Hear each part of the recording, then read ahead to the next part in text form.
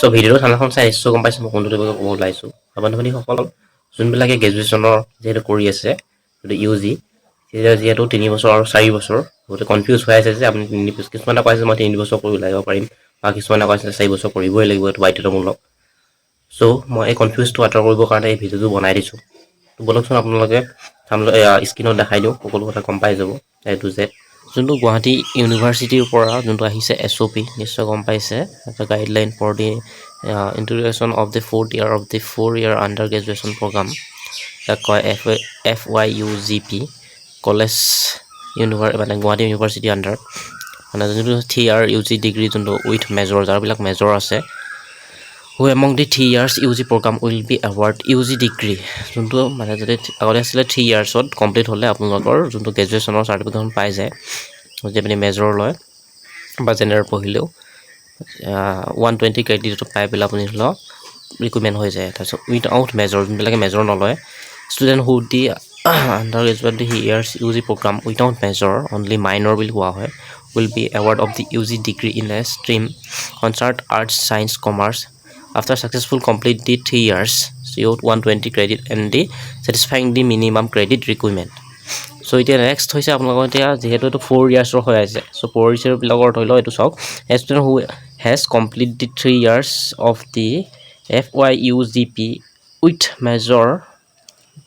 may enroll for a 4 years UG honor degree in the major subject discipline provided that the UG honors degree will be awarded after completion the 4 years degree program with a minimum of 160 credit আপোনালোকৰ মানে 160 credit হ'ব লাগিব তেতিয়াহে আপোনালোকে যোনটো মানে 4 ইয়াৰ্ছৰ যোনটো UG degree হয় ডিগ্ৰীটো আপোনালোকে কমপ্লিট মানে সম্পূৰ্ণ পাব এতিয়াটো মেইন পইণ্টটো হৈছে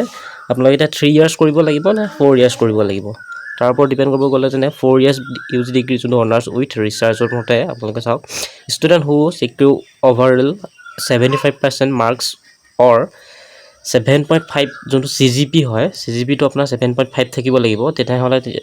লিখা আছে যে with above in the first 6 semester 3 years and which undertake research of the undergraduate level can choose research stream honors and research in the major subject in the 4th year student who have not clear all courses this 6 semesters shall not be allowed the enroll of the FYUGP for the honors with research degree admit students shall do a research project of the dissertation under the guidance of a duly recognized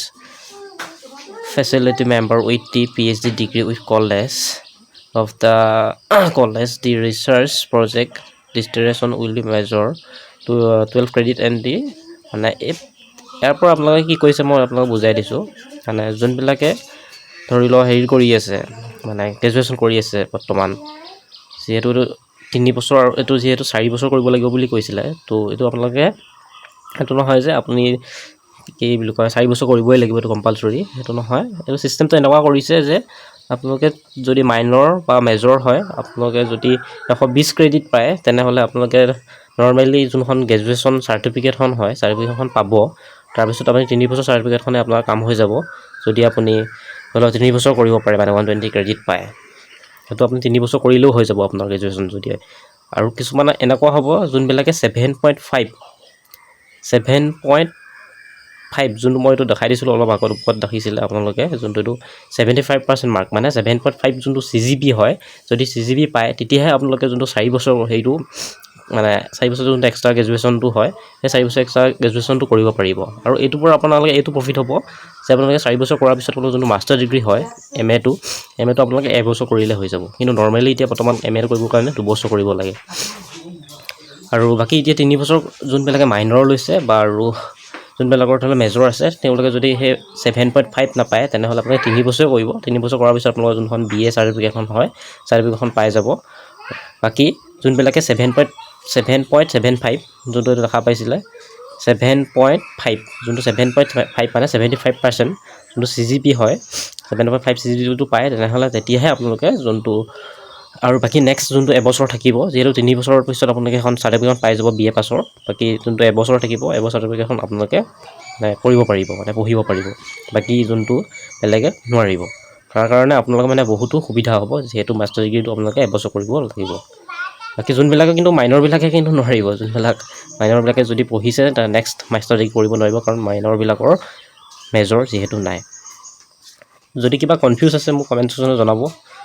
তো আজি ভিডিঅ'টো ইমানতে সমাপ্ত কৰিলোঁ। ধন্যবাদ। জয় অসম।